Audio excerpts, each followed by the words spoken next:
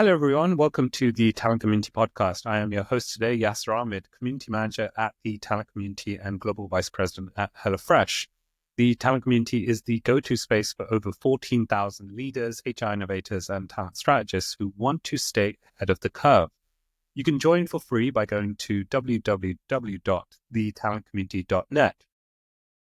Today's guest is someone whose career journey at AstraZeneca reads like a masterclass in growth, strategy, and leadership. Our guest, Bianca Choudhary, has spent over a decade at AstraZeneca, climbing the ranks to become the Global Vice President of Talent Acquisition. If there is a playbook for managing large global teams while planning for the future of both the company and its people, Bianca probably wrote it. What I find fascinating about Bianca is that she embodies a principle I love. Great leaders don't just fill roles, they shape futures. She also leads a global team of 270 experts, shaping talent strategy not just for today, but for the unknown challenges of tomorrow. In today's episode, we'll explore her remarkable career journey, dive into how technology and AI are reshaping productivity, and learn about the mistakes, the wins, and the lessons from her leadership story. So, without further ado, please welcome the brilliant and the inspiring Bianca Choudhary. Welcome. Thank you. Yes, so quite an intro. Let's hope that we live up to this for your community. Looking forward to speaking to everybody today. Thank you. So I jumped straight into it, and I pulled up some quotes here. It says, longevity in a company can be a sign of success or comfort. What separates the two is growth. So Bianca, you've had an impressive career journey at AstraZeneca, navigating multiple roles over more than a decade. What's been the secret to maintaining momentum and growth in your career while staying within one organization? Do you know, it's a really fascinating question. It's actually one I get asked a lot internally as well as, for the TA teams and various people when I'm kind of doing town halls or various different topics. A couple of days ago, I saw something on LinkedIn, and it was from the former President Barack Obama. Now, we all have different political views, I'm sure, but just go with me on this. He was actually giving some advice to the younger generation. How do you get started, etc.? And it really resonated with me because I've not really been able to describe how I got to where I am, if that makes sense. But I guess today I can give you a few tidbits. He said in that conversation, find a way to get work done. And actually, if I take a step back and reflect on my career here and prior to AstraZeneca too, I've probably found a way to get work done. And I think in talent acquisition, we have a very unique privilege. We are advisors and partners to the business. We are their confidants sometimes. We can help them solve problems. We can help them get work done.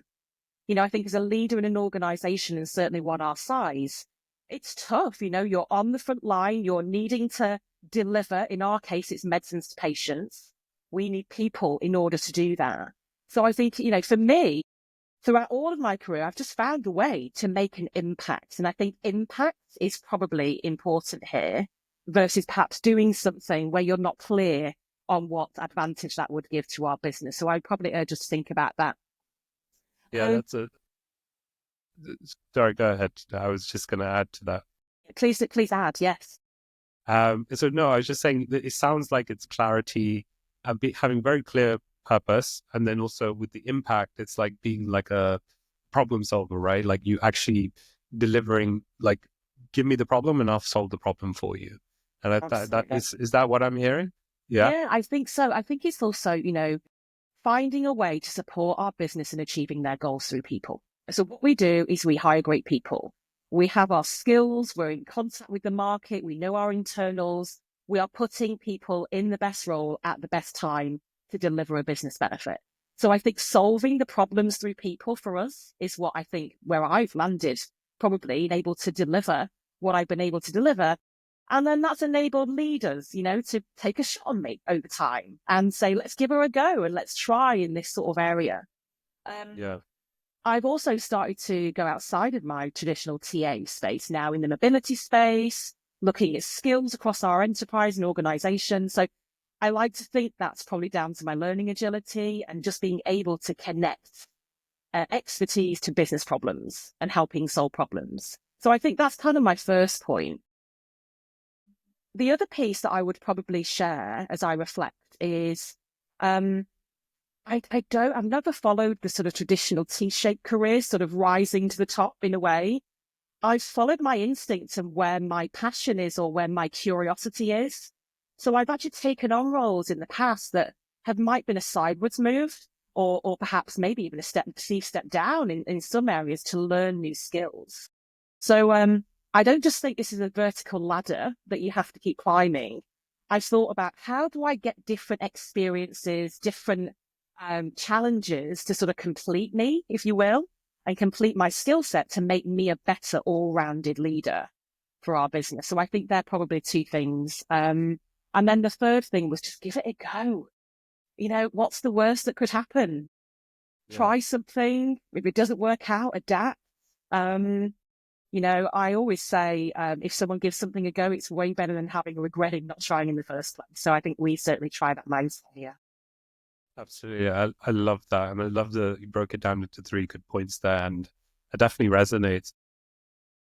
I want to move on to just another question I had for you, because I face this myself. So I'm always constantly thinking about this. So obviously talent acquisition isn't just about meeting today's needs. It's also about building the workforce for tomorrow, right? And in such a large organization where you have 270 people in your team, you're going to be focusing on the immediate hiring needs. But you also have to focus on AstraZeneca long-term and their talent planning. How do you balance those two? And what's your kind of like take on dealing with immediate requirements and changes within the industry to long-term planning, career planning, skills planning, et cetera, et cetera? It's a tricky question, right? And I think, you know, at the moment, being a TA leader or a professional is tough. You know, we've got so much coming at us, the changing nature of skills.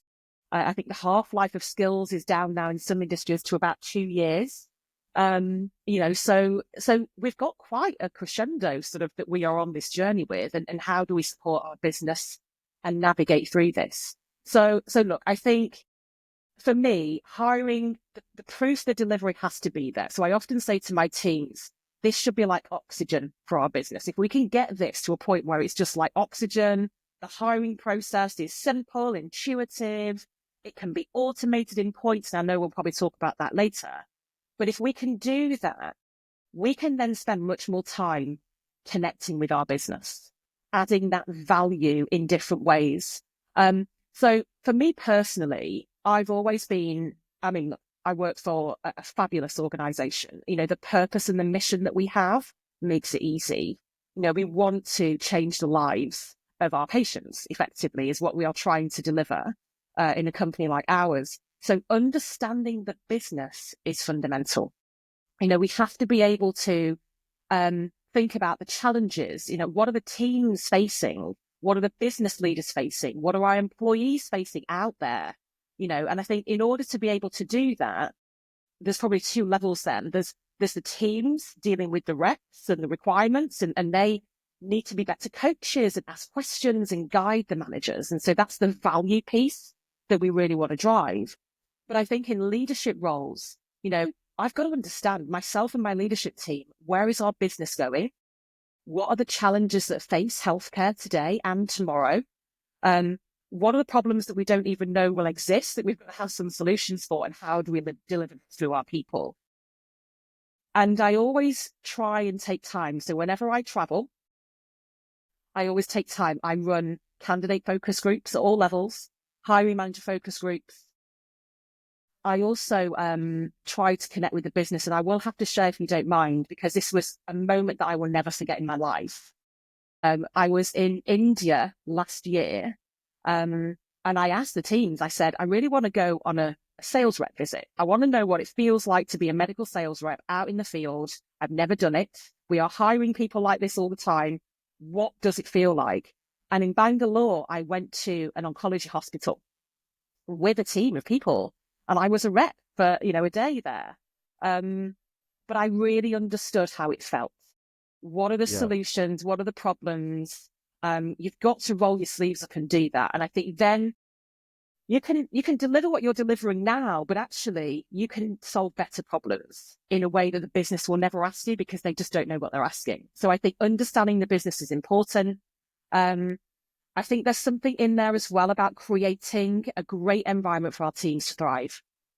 I feel like it's my duty, my leadership team's duty, to create an empowering, supportive, fundamentally psychological safe environment for our teams to thrive. If we can't do that, they are not going to be able to release that value that we just talked about a few moments ago. So there's probably a few dimensions to that answer.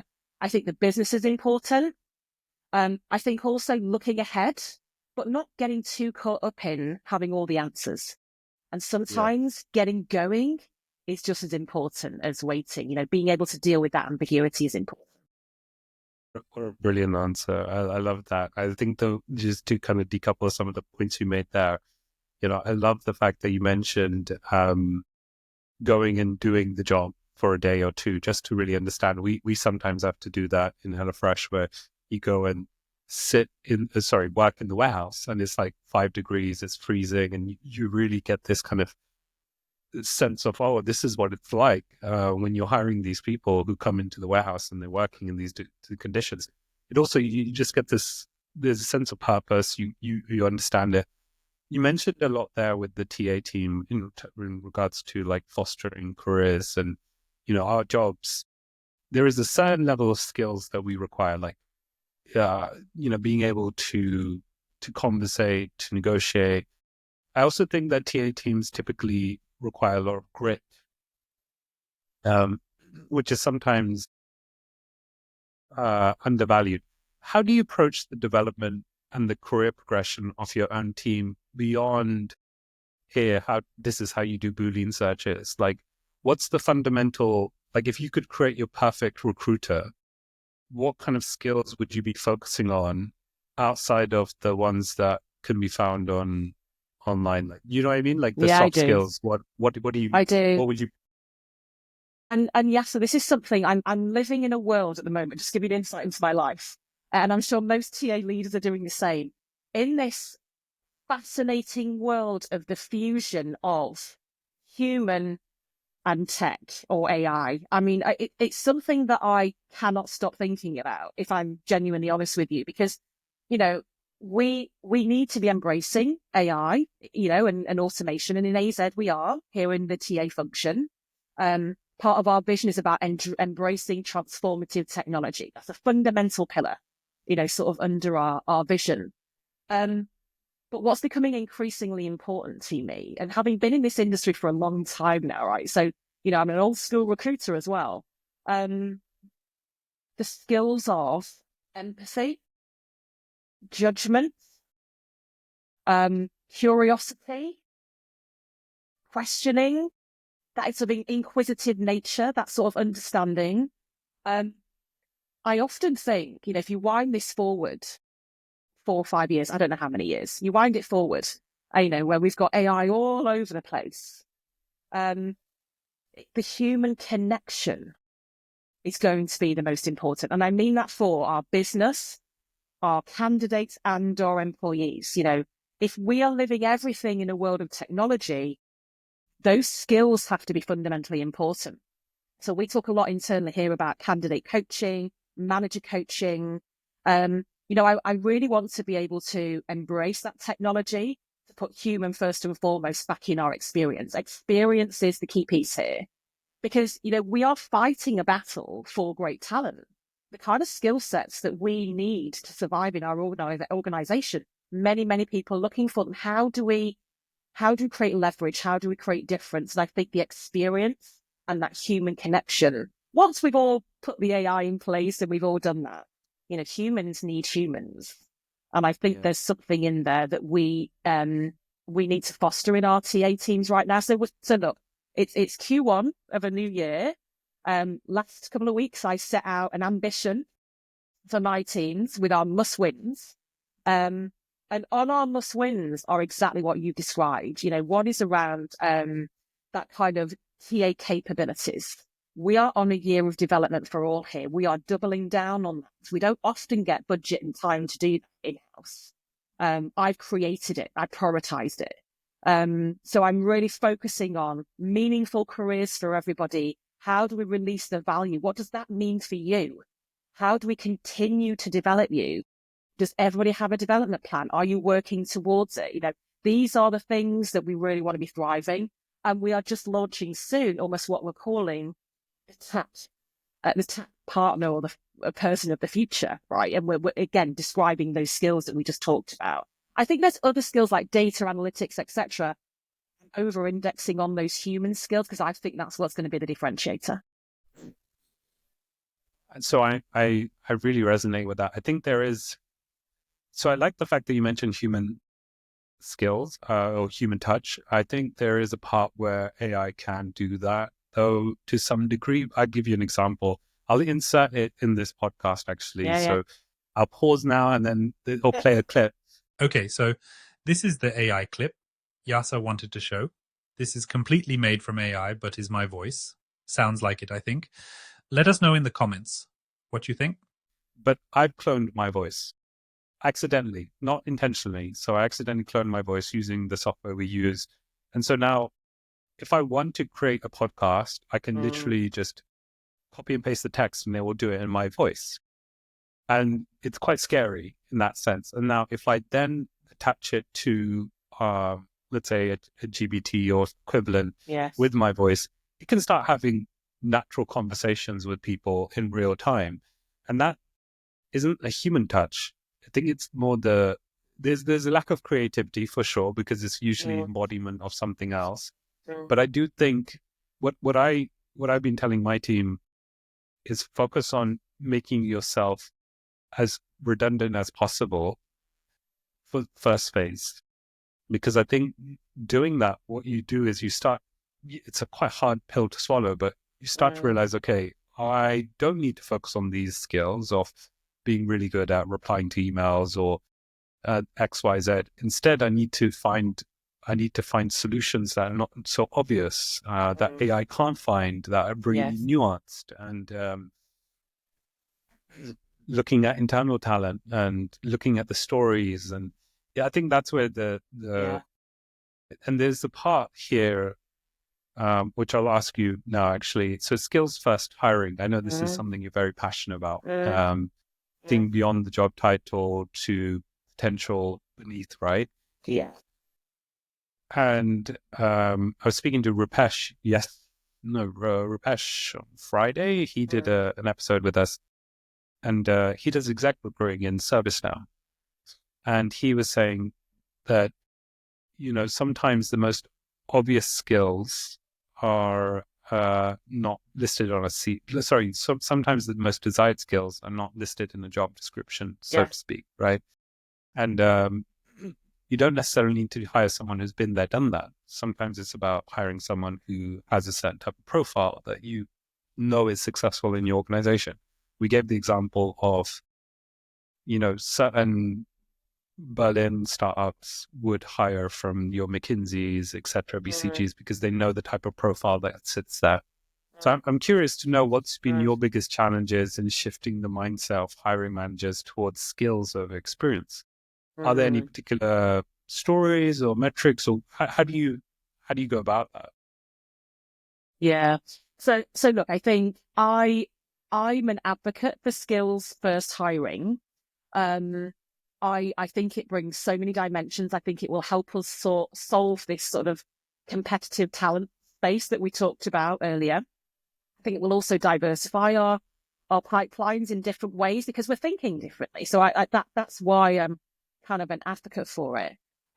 How we're choosing though to deploy it here is perhaps a little bit different. So we're not leading with skills first. We haven't said we want to become a skills-based organization, and kind of from a manager perspective and a business perspective. So for many years now, we've had a scouting function, talent scouts. You described executive hiring there.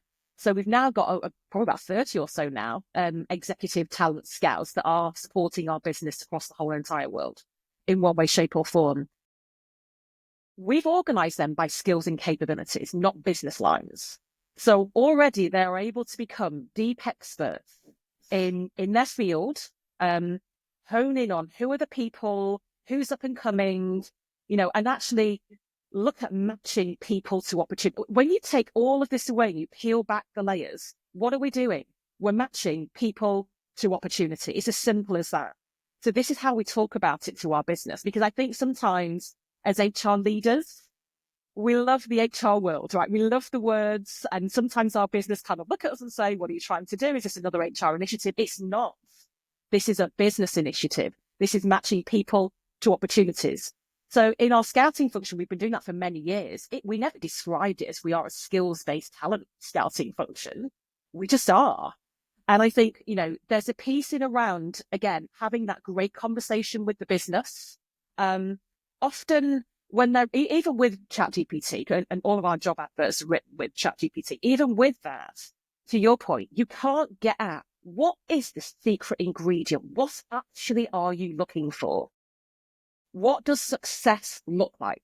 I talked a few minutes ago about skills in recruiters being that coach. It's the questioning.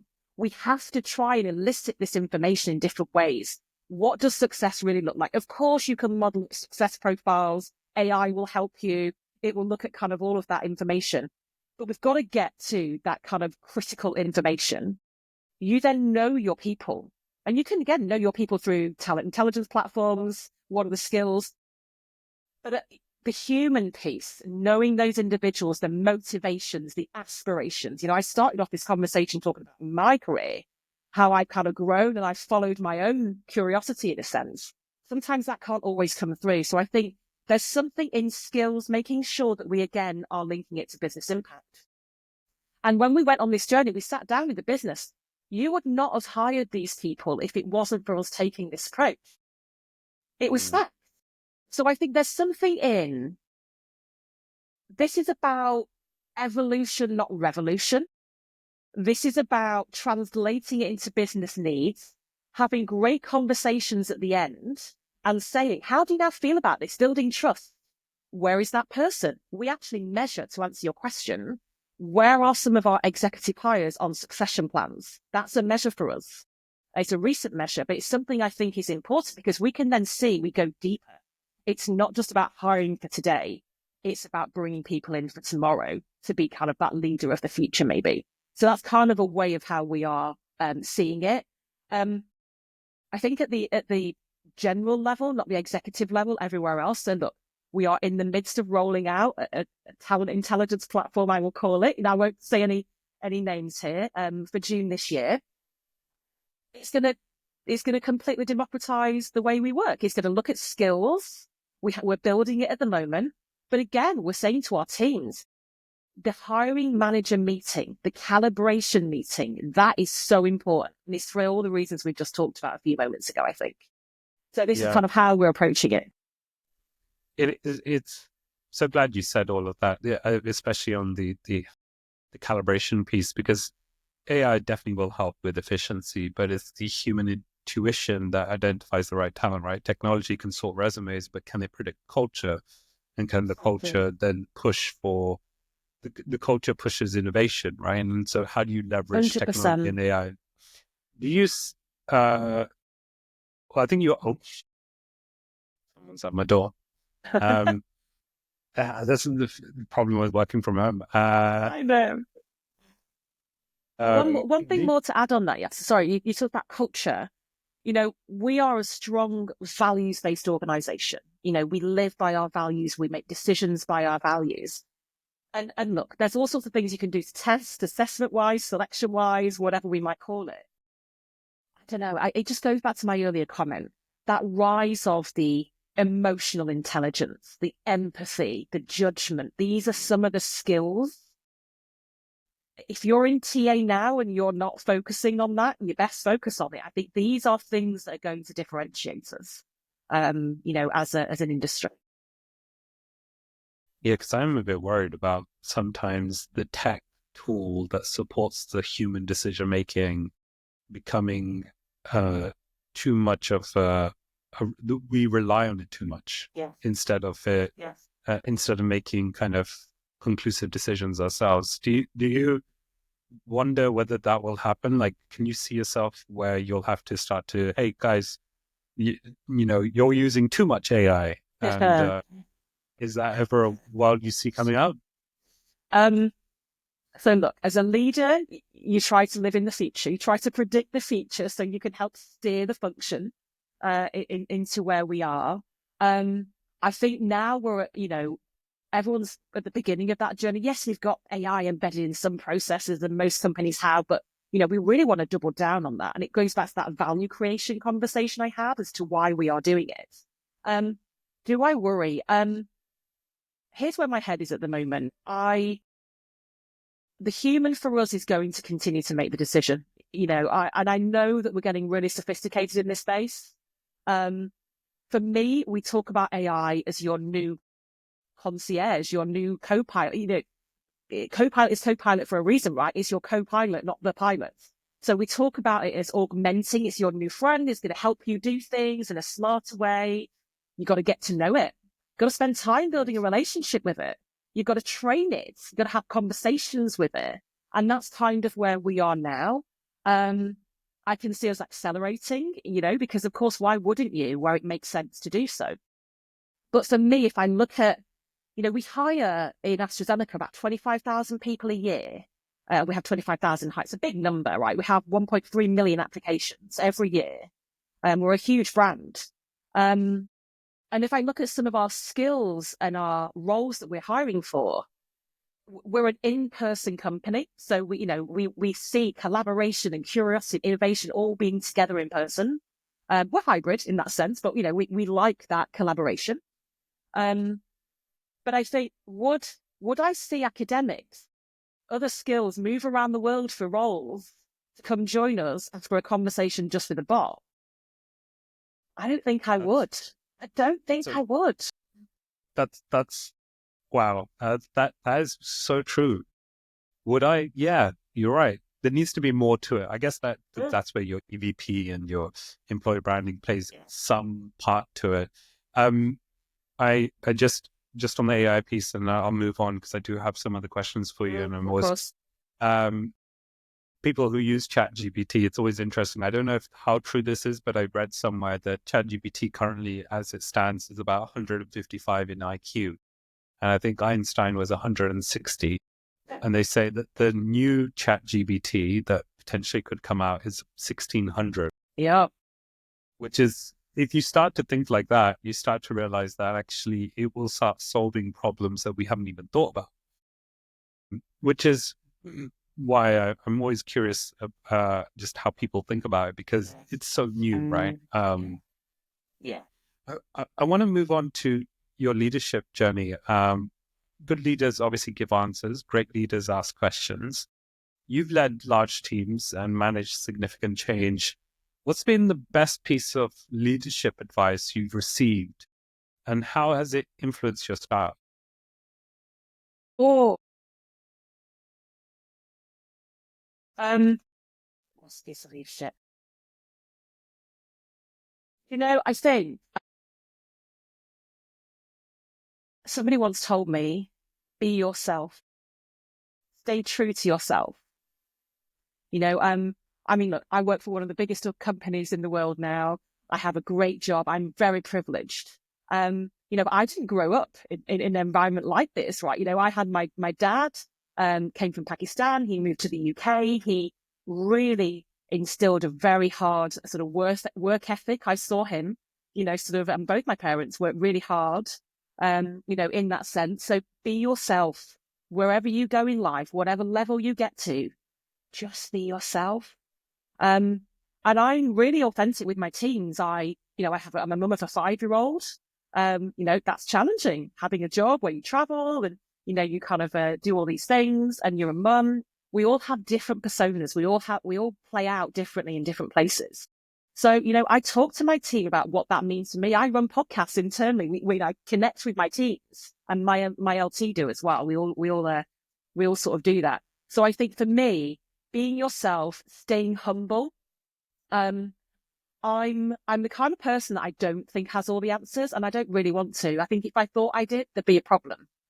I hire great people. I bring great people together and create wonderful environments for them to thrive, so we can all find the answers together. So I think that be open, be curious, know that we're not going to have all the answers. Know we're all going to unlearn. Every day's a learning day for me. I learn new things all the time. I'm doing reverse mentoring at the moment.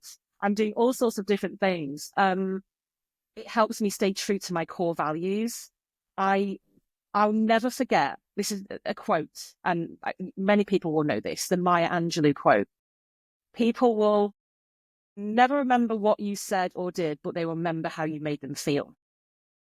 And I think for me, that is something that I have in my mind every single day as I am a leader in this organization, and I have the privilege of leading this huge team to deliver great things for our business.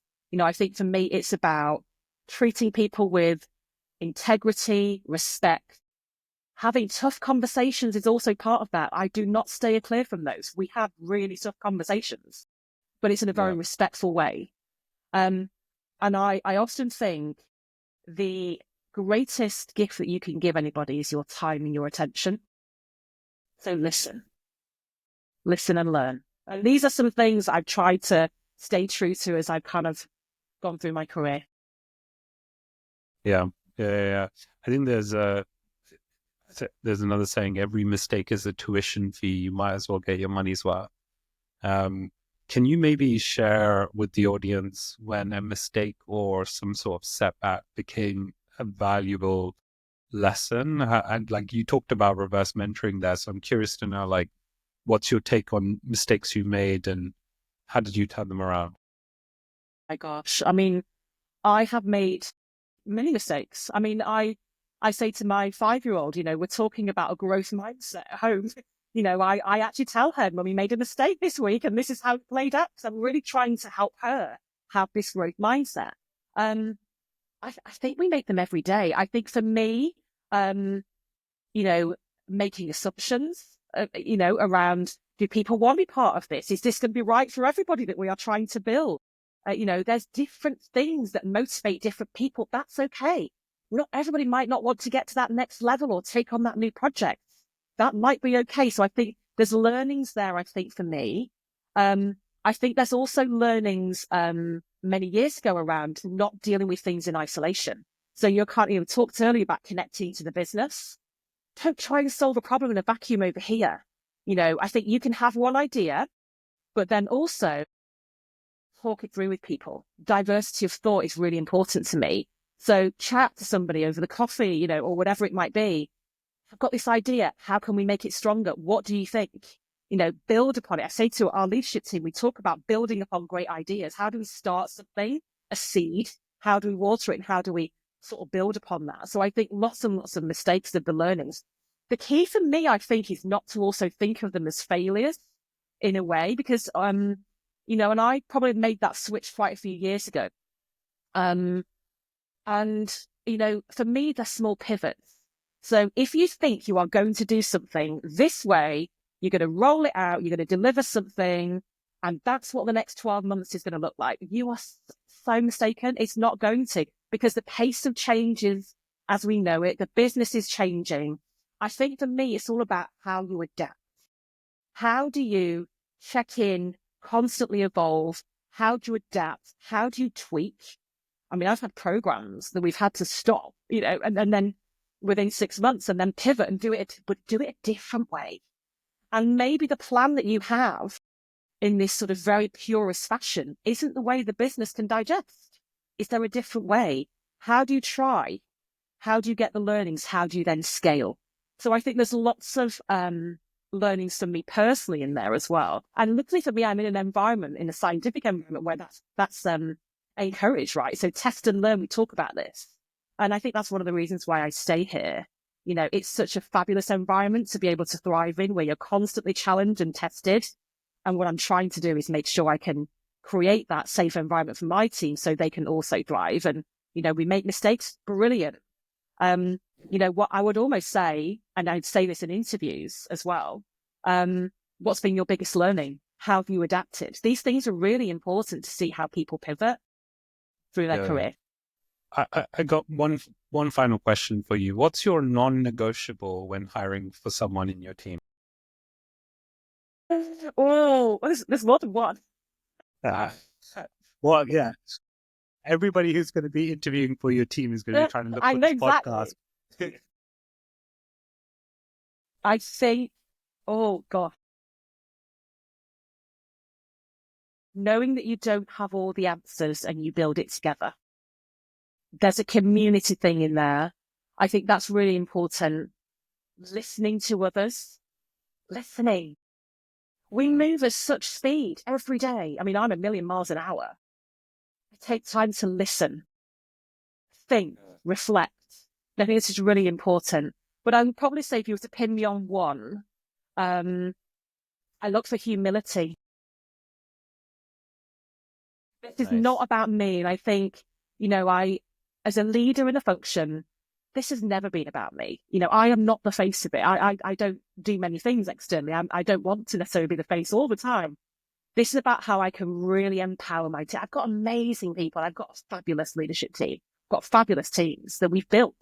We've brought lots of new people in as well. So humility, being part of a team, knowing you don't have all the answers, listening, and really being empathetic. I think these are some things that are really non-negotiable for me. But that humility piece is important to me. Wow. Yeah. Well, we've run out of time, so we will finish up there. Huge, huge thank you to you, Bianca Choudhary, for joining us today. Thank you. It was an incredible conversation. So thank you again. I hope that was good. I enjoyed it. It was really good. Yeah. We've covered so much that I think we'll walk away with a lot of insights. For everybody listening, thank you all for tuning in, and we'll catch you next time on the Talent Community Podcast, where we bring you the sharpest minds, boldest ideas, and the conversations that matter. If you enjoyed this episode, don't forget to subscribe to our YouTube channel for more in-depth conversations with top industry leaders. Join the discussion by signing up to our Slack community, where talent professionals and HR innovators share ideas, challenges, and best practices in real time. And of course, make sure to follow us on LinkedIn for the latest trends, insights, and exclusive content from the talent community. Until next time, see you later. Thanks for watching. Make sure to like, share, and subscribe to our YouTube channel and follow us on LinkedIn.